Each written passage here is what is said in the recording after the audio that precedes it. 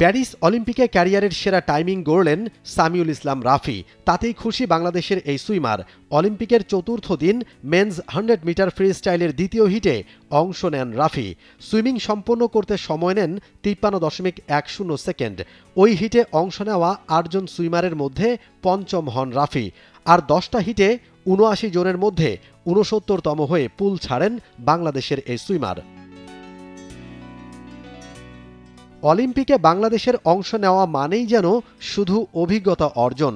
অ্যাথলিটদের লক্ষ্য থাকে নিজের সেরা টাইমিং করা। রাফি অবশ্য সেটাতে সফল। নিজের করা আগের সেরা টাইমিং পেরিয়ে গেছেন।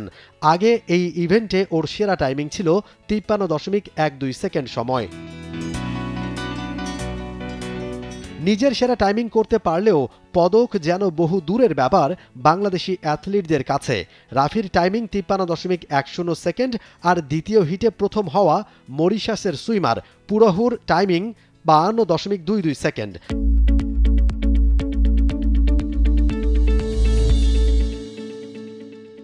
আর 10টা হিটে প্রথম হওয়া সুইমার যুক্তরাষ্ট্রের জ্যাক অ্যালেক্সি নিয়েছেন মাত্র 47.57 সেকেন্ড সময়। পদকের জন্য ফাইট করা অ্যাথলিটদের সাথে বাংলাদেশের অ্যাথলিটদের পার্থক্য একেবারেই পরিষ্কার। প্যারিস অলিম্পিকে ওয়াইল্ড কার্ডের সুবাদে অংশ নিয়েছিলেন সামিউল ইসলাম রাফি। এবারের অলিম্পিকে অংশ নিচ্ছেন বাংলাদেশের মোট 5 জন খেলোয়াড়। তাদের মধ্যে সরাসরি অংশ নিচ্ছেন একমাত্র আর্চার সাগর ইসলাম। বাকি 4 জন ওয়াইল্ড কার্ড পেয়ে হিট থেকে আগেই বিদায় নিয়েছেন শুটার রবিউল ইসলাম। গড়তে পারেননি নিজের সেরা স্কোরটাও। এবার শেষ হলো সাঁতারু রাফির প্রতিযোগিতাও। বাকি থাকলো 3 অ্যাথলিটের প্রতিযোগিতা। আর্চার সাগর খেলবেন রিকার্ভ এককে। 3 আগস্ট মেয়েদের 50 মিটার ফ্রি স্টাইলের বাছাইয়ে পুলে নামবেন বাংলাদেশের আরেক সুইমার সোনিয়া খাতুন। আর 4 আগস্ট ছেলেদের 100 মিটার স্প্রিন্টের বাছাইয়ে ট্র্যাকে নামবেন Imranur Rahman.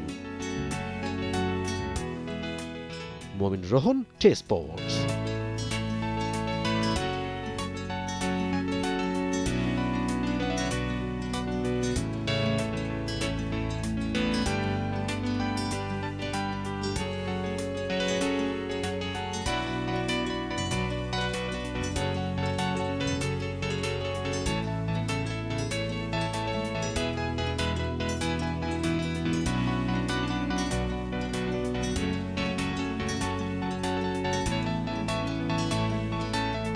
For more updates, subscribe to our YouTube channel and click on the bell icon.